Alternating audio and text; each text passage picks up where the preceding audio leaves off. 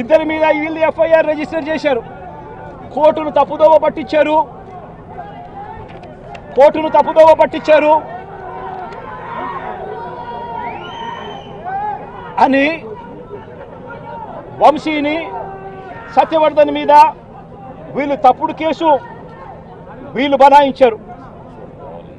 కోర్టును తప్పుదోవ పట్టించారు, తప్పుడు సాక్ష్యం తాను ఇచ్చాడు అని చెప్పి వీళ్ళు ఎఫ్ఐఆర్ రిజిస్టర్ చేసి ఆ ఎఫ్ఐఆర్ రిజిస్టర్ చేసిన కాపీని తీసుకొని పోయి సత్యవర్ధన్ అమ్మను, సత్యవర్ధన్ నాన్నను, సత్యవర్ధన్ అన్నను అందరినీ కూడా బెదిరించి ఫిబ్రవరి 12వ తారీఖున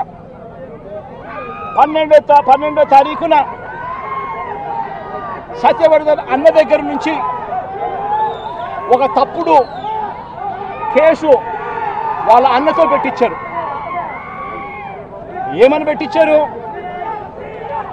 ఈ వ్యక్తి సత్యవర్ధన్ అనే వ్యక్తిని కిడ్నాప్ చేసుకొని పోయారట. అది ఎవడో చూశాడట.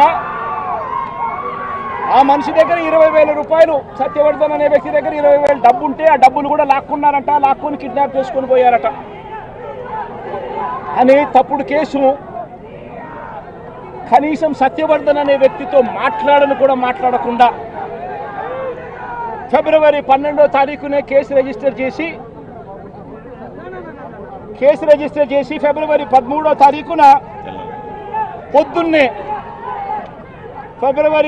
తారీఖున పొద్దున్నే వంశీని అరెస్ట్ చేశారు.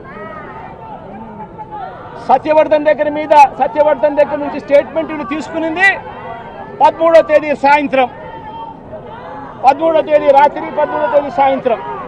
అంటే ఆయనకు ముందు స్టేట్మెంట్ కూడా తీసుకోకుండా వంశీని అరెస్ట్ చేయడం, ఆ వర్షన్ను మళ్ళా సత్యవర్ధన్ అనే వ్యక్తితో 13వ తారీఖు సాయంత్రం మళ్ళీ వంశీ ఇలా చేశాడని చెప్పించడం, అది దారుణంగా లా అండ్ ఆర్డర్ను ఏ స్థాయిలో ఉంది అని చెప్పడానికి ఇది ఒక పెద్ద నిదర్శనం. నిజంగా నేను చెప్తా ఉన్నా, ఒక మనిషి ఏదైనా తప్పు చేసిన ఆ వ్యక్తిని శిక్షిస్తే పోలీసులకు ఎవరికైనా గౌరవం ఉంటుంది. కానీ ఇవాళ జరుగుతూ ఉన్నది, రాష్ట్రంలో ఏం జరుగుతూ ఉంది? నీకు నచ్చని వాడిని దొంగ సాక్ష్యాలు వీళ్ళే క్రియేట్ చేస్తూ ఉన్నారు, దొంగ కేసులు వీళ్ళే పెడతా ఉన్నారు. దొంగ సాక్ష్యాలు, దొంగ కేసులు పెట్టి ఇల్లీగల్గా మనుషులు తీసుకొని వచ్చి అరెస్ట్ చేస్తూ ఉన్నారు. అరెస్టులు చేసి నెలలు జైళ్ళల్లో పెట్టే కార్యక్రమాలు జరుగుతూ ఉంది. నిజంగా డెమోక్రసీ అన్నది ఏ స్థాయిలోకి దిగజారిపోయిందో చెప్పడానికి అందుకే వంశీ కేసు ఒక ఉదాహరణ అని చెప్తా ఉన్నా. ప్రజాస్వామ్యం నిజంగా ఏ స్థాయికి దిగజారిపోయింది అని అంటే, నిన్న కూడా చూసాం పిడుగురాళ్ళల్లో మున్సిపాలిటీకి సంబంధించి అక్కడ జరిగిన మున్సిపల్ వైస్ చైర్మన్ ఎన్నుకునే ఎన్నిక పిడుగురాళ్ళల్లో 33 మంది ఉంటే కార్పొరేటర్లు 33 మంది వైసీపీనే గెలిచింది.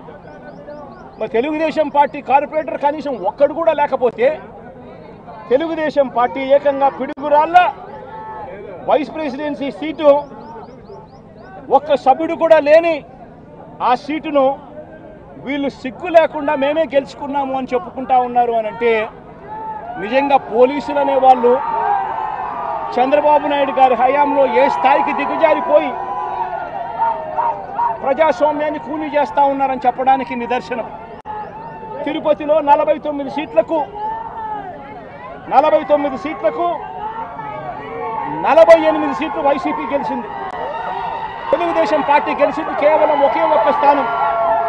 అటువంటి చోట డిప్యూటీ మేయర్ పోస్టు పోలీసుల ఆధ్వర్యంలో తెలుగుదేశం పార్టీ వాళ్ళు కార్పొరేటర్లను బస్సులో నుంచి కిడ్నాప్ చేసుకొని పోయి డిప్యూటీ మేయర్లను మేమే గెలుచుకున్నామని చెప్పి వాళ్ళు ప్రకటించుకుంటా ఉంటే, పోలీసులు ఏ స్థాయికి దిగజారిపోయినారు తెలుగుదేశం హయాంలో అని చెప్పడానికి ఇంకో నిదర్శనం.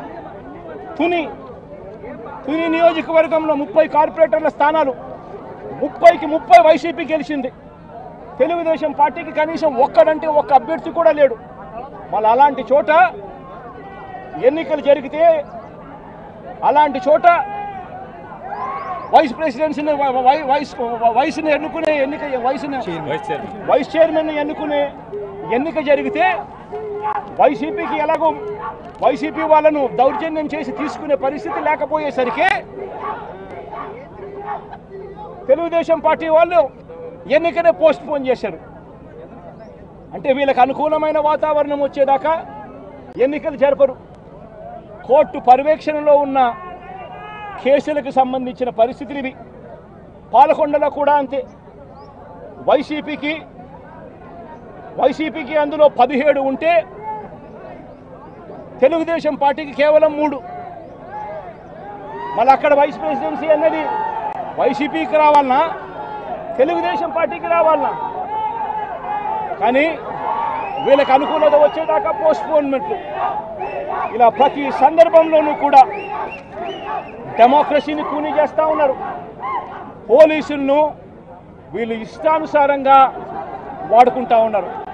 నేను ఇవాళ ఒకటే చెప్తా ఉన్నా, ప్రతి పోలీసు వ్యక్తికి కూడా చెప్తా ఉన్నా, మీ టోపీ మీద ఉన్న 3 సింహాలకు కనిపించే ఆ సింహాలకు సెల్యూట్ కొట్టడం మొదలుపెట్టండి.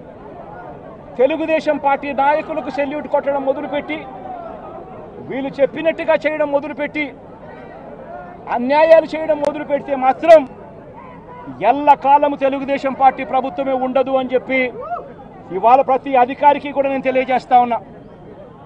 రేపొద్దున మళ్ళీ మా అధికారం వస్తుంది.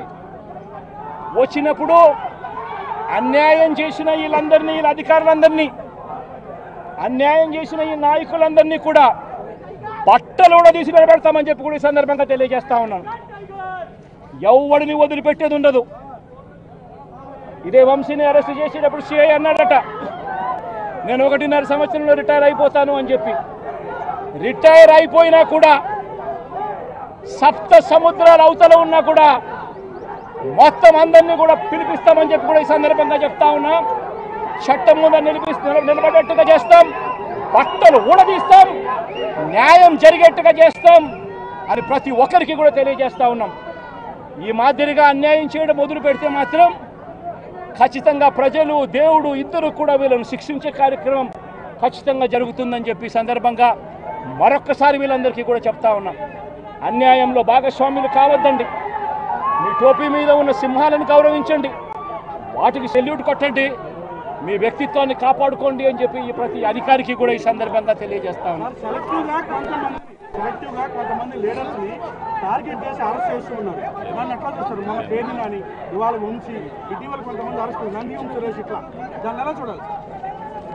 ప్రజాస్వామ్యం కూలిపోతా ఉంది అని చెప్పడానికి